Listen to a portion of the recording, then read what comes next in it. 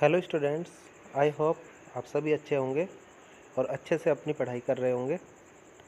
चलिए स्टूडेंट्स, आज हम शुरू करते हैं क्लास 7 मैथ्स का रिवीजन। ये रिवीजन टर्म फर्स्ट के लिए है, जिसमें हम इंक्लूड करेंगे चैप्टर 1 से लेकर 6 तक। तो चैप्टर 1 से एक क्वेश्चन है यहाँ पे। In a quiz team A scored -40, 10, 0 and team B scored 10, 0, -40 in 3 successive rounds. Which team scored more? तो हमें बताना है किस टीम का टोटल स्कोर ज़्यादा है। तो इसके लिए हम एक काम कर सकते हैं, हम लिखेंगे टीम एज स्कोर। तो सभी को ऐड करेंगे, -40 + 10 + 0। तो अगर -40 और 10 को हम लोग ऐड करेंगे तो ये आ जाएगा, माइनस के ज़्यादा है डिफरेंस होगा। अगर एक माइनस का है एक प्लस का है तो माइनस ही होगा, तो -30 हो जाएगा। इसी तरह से टीम बी का स्कोर हम लोग करेंगे, टीम बीज स्कोर।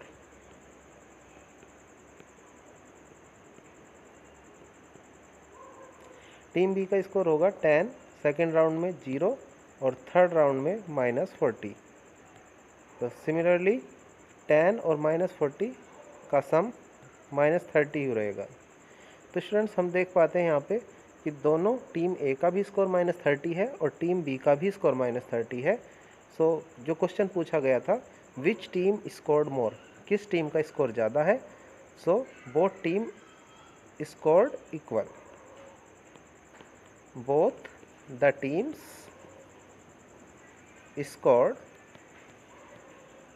Scored equal. सो दोनों टीम का स्कोर इक्वल है। नाउ एक और क्वेश्चन यहाँ पे पूछा गया है, can you say that we can add integers in any order? अब हमें ये बताना है क्या हम इंटीजर्स को किसी भी ऑर्डर में ऐड कर सकते हैं। सो देखिए, 40, 10 और 0, -40, 10 और 0, यहाँ पे भी -40, 10 और 0 ही थे, लेकिन ऑर्डर चेंज करके ऐड हुए हैं। सो हम कह सकते हैं yes we can add integers in any order. तो अब करते हैं question number 2। Write down a pair of integers whose sum is -7। So integers का पेयर जिसका सम -7 हो, तो -1 और 6 ले सकते हैं। इसी के साथ साथ हम लोग -2, -1 और -6 ले सकते हैं, -2 और -5 ले सकते हैं, क्योंकि सेम साइन ऐड होते हैं तो -7 हो जाएगा। इसी तरह से हम लोग -3 और -4 भी ले सकते हैं। सो इस क्वेश्चन के इनफाइनाइटली मैनी आंसर से कोई एक आंसर नहीं है। तो चलिए बी पार्ट, डिफरेंस इज -10। तो अगर डिफरेंस -10 है तो हम लोग कर सकते हैं -10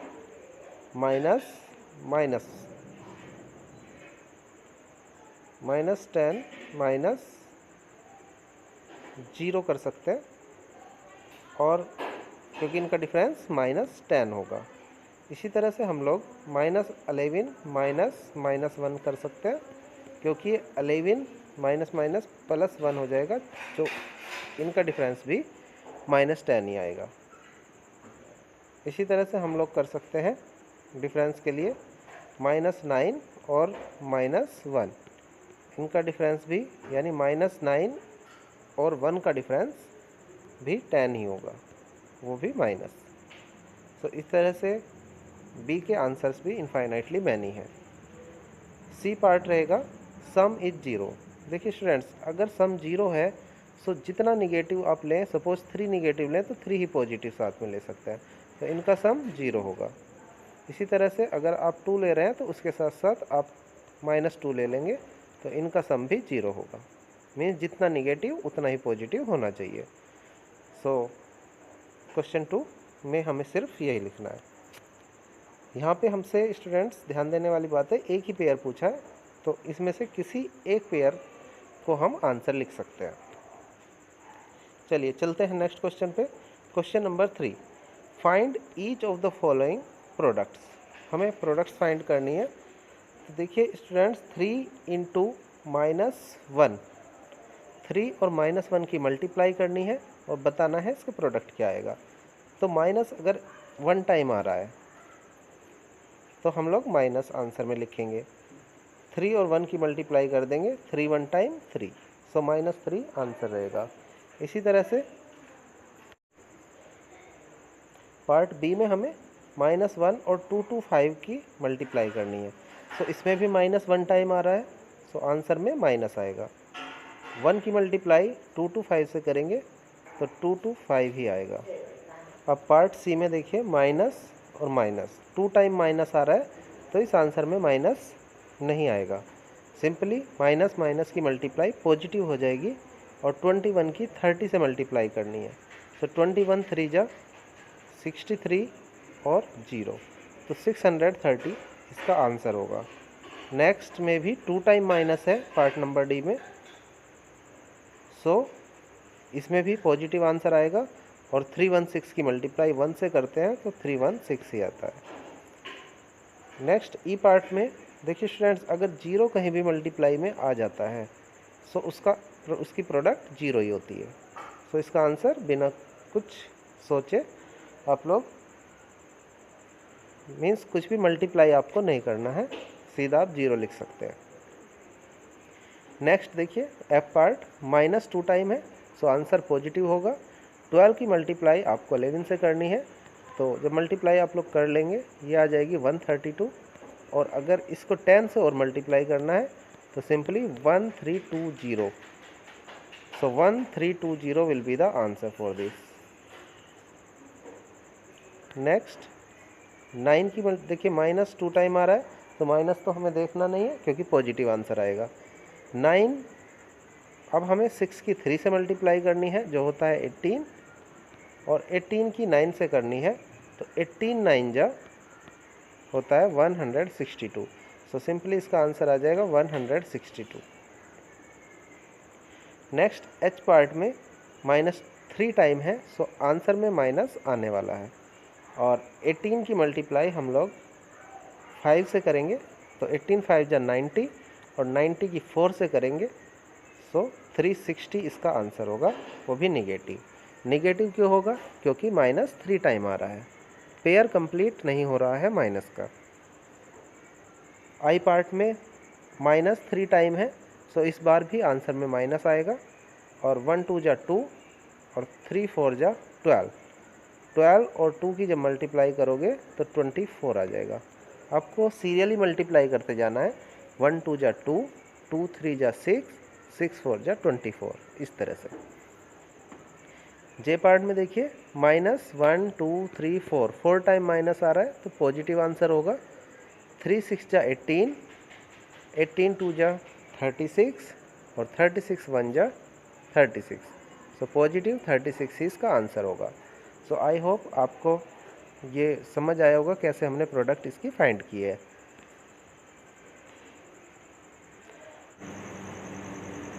नेक्स्ट क्वेश्चन करते हैं, वेरीफाई द फॉलोइंग। सो इसमें हमें सबसे पहले LHS को सोल्व करना है। LHS है 18 multiply in bracket 7 plus -3। BODMAS के अकॉर्डिंग पहले ब्रैकेट सोल्व होगा, सो 7 प्लस माइनस माइनस होता है, इनकी मल्टीप्लाई तो -3 हो जाएगा ये। So it will be 18 into 7 - 3 4, सो 18 4 जा 72। इसी तरह से अब हम लोग RHS सोल्व करेंगे। RHS is 18 into 7 plus 18 into -3।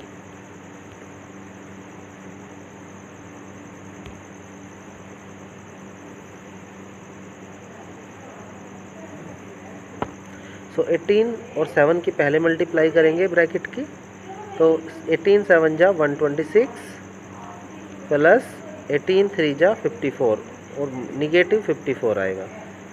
So plus minus again minus होगा मल्टीप्लाई में, सो 54 126 माइनस 54, सो 6 में से 4 माइनस हुए तो 2, और 12 में से 5 माइनस हुआ तो 7। RHS भी 72 आई है सोल्व करके, LHS भी 72 आई थी, सो इस तरह से हम कह सकते हैं LHS और RHS इक्वल है, so it is verified.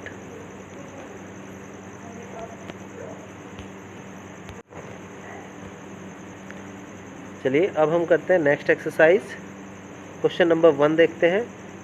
Evaluate each of the following. So -30 divide by 10। So 1 time minus है, जब हम डिवाइड करेंगे तो 10 से 30 डिवाइड होके 3 आएगा -3। नेक्स्ट 50 डिवाइड बाई -5, -1 टाइम है, सो आंसर में माइनस आएगा। 10 डिवाइड बाई 5 10। 50 को जब 5 से डिवाइड करेंगे सो 10 आएगा। -2 टाइम है तो माइनस से माइनस कैंसिल हो जाएगा, मीन्स माइनस नहीं आएगा यहाँ पे। तो 36 डिवाइड 9, 9 4 जा 36, सो ये 4 होगा। Next question -49 divide by 49, 1 time minus है, सो आंसर में माइनस आएगा। 49 1 जा 49।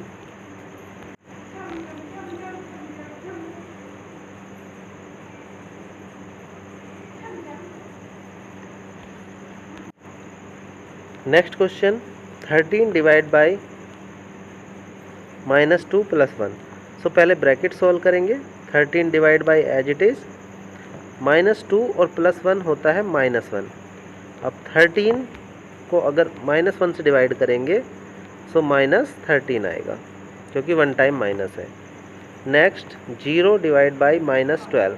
0 को किसी भी नॉन जीरो नंबर से अगर डिवाइड करते हैं तो इसका आंसर 0 ही आता है। जी पार्ट में -31, पहले ब्रैकेट सॉल्व करेंगे। सो ब्रैकेट में -30 प्लस -1, दोनों अगर सेम साइन है तो ये ऐड होते हैं। सो -30 और 1 ऐड होके -31 हो जाएंगे।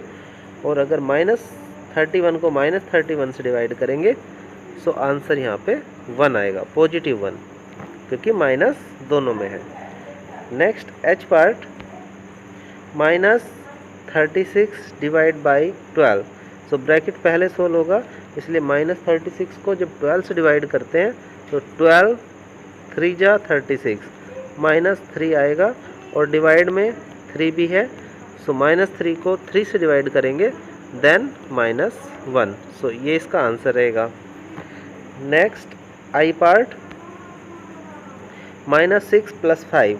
इस ब्रैकेट को सोल्व करते हैं सो -1 आता है, divide -2 + 1।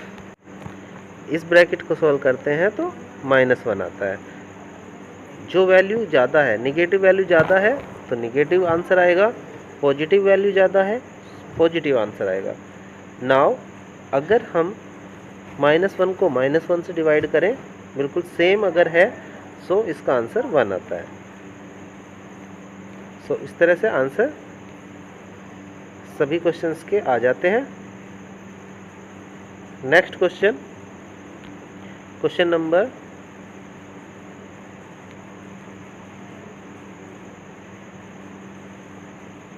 Question is in a class test +3 marks are given for every correct answer.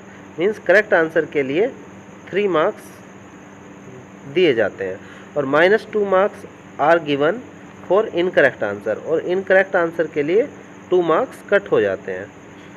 So Radhika score 20। अगर राधिका ने 20 स्कोर किया है, if she has got 12 correct answers, और 12 करेक्ट आंसर उसने किए थे, सो कितने उसने अटेम्प्टेड इनकरेक्टली, कितने उसके क्वेश्चन रॉन्ग हो गए हैं।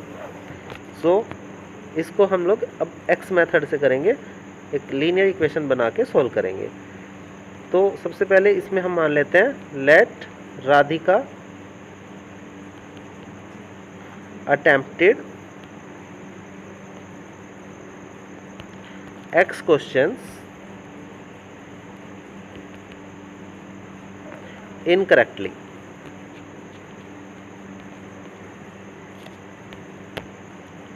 सो राधिका ने x क्वेश्चन इनकरेक्टली अटेम्प्ट किए हैं। सो अब एक इक्वेशन बनाएंगे according to question. 12 correct answer है, 12 के लिए 3 मार्क्स मिल जाएंगे। माइनस, क्योंकि अब मार्क्स कट होंगे, रॉन्ग उसने किए हैं x हमने माना है इसमें इंटू 2, क्योंकि 2 मार्क्स कट होने हैं। इस तरह से आए होंगे 20 मार्क्स। इसी तरह से करके आए होंगे कि 12 उसके सही आंसर्स हैं, तो 3 मार्क्स मिले होंगे हर एक पे। सो 12 मार्क्स पे 12 इंटू 3, 36 मार्क्स उसको मिले होंगे। बट जो उसने मिस्टेक की है, जो आंसर्स रॉन्ग है, उसकी वजह से 2x मार्क्स उसके कट हो गए। इस तरह से फाइनली उसके आंसर, उसके मार्क्स 20 आए हैं। अब हम इसको सोल्व करेंगे। तो सोल्व करने के लिए हम कर सकते हैं 2x को हम राइट साइड भी भेज सकते हैं, क्योंकि 2x इधर निगेटिव है, सो राइट साइड जाके पॉजिटिव हो जाएगा, और 20 राइट साइड से जाके इधर आके निगेटिव हुआ है। जब भी हम इक्वल साइन को पार करते हैं, तो अगर कोई प्लस में है तो वो माइनस में चला जाता है, और माइनस में है तो प्लस में चला जाता है। अब अगर 36 माइनस 20 16 हो जाते हैं, equal to 2x। So x हमें फाइंड करना है, सो 16 के डिवाइड में आ जाएगा 2। सो x की वैल्यू 2, 8 जा 16, 8 आ जाती है। सो x की वैल्यू 8 आई है। सो x माना था हमने wrong answers. So C attempted 8 wrong questions incorrectly. She attempted 8 questions incorrectly. So अगर इसको हम x मेथड से करते हैं तो हमारे लिए सोल्व करना आसान रहता है। सो आई होप आपको ये समझ आ गया होगा। चलिए चलते हैं नेक्स्ट क्वेश्चन पे। नेक्स्ट क्वेश्चन इस रिवीजन में चैप्टर 1 का लास्ट क्वेश्चन है। क्वेश्चन है एन एलिवेटर डेसेंट्स होता है नीचे उतरना, इनटू माइन शाफ्ट है ये, into mine shaft at the rate of 6 metre per minute. हर मिनट में वो 6 मीटर डेसेंट करता है, नीचे उतरता है। कौन? Elevator. If the descent start from 10 metre above the ground, suppose ये ग्राउंड है, इसके 10 मीटर ऊपर से डेसेंट स्टार्ट होता है। सो ये 10 मीटर हो गया, and this is ground level. How long will it take to reach -350? अब उसको -350 मीन्स डाउन, नीचे की साइड ग्राउंड से नीचे 350 मीटर जाना है।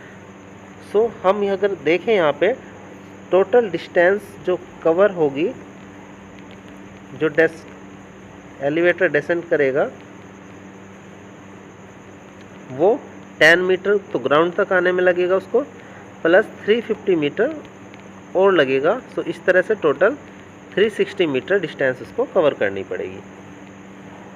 नेक्स्ट, स्पीड हमें गिवन है 6 मीटर पर मिनट, हर एक मिनट में 6 मीटर डेसेंट करता है। सो टाइम टेकन, उसको जो टाइम लगा वो लगेगा, क्योंकि टाइम का फॉर्मूला होता है distance upon speed. So distance है यहाँ पे 360 मीटर और टाइम है 6 metre per minute. So answer आएगा मिनट में, क्योंकि मीटर से मीटर कैंसिल हो जाएगा और जो मिनट है ये बचता है। सो 360 को 360 को अगर 6 से डिवाइड करें तो आंसर आएगा 6 6 जा 36 और एक 0, 60 मिनट। और 60 मिनट को ही हम लोग 1 आवर भी बोल सकते हैं। तो इस तरह से 1 आवर उसको लगेगा 360 मीटर टोटल डाउन जाने में। सो स्टूडेंट्स, ये रिवीजन था चैप्टर 1 का। नेक्स्ट वीडियो में चैप्टर 2 के रिवीजन के साथ मैं आपसे मिलता हूँ। Thank you for watching. मिलते हैं नेक्स्ट वीडियो में।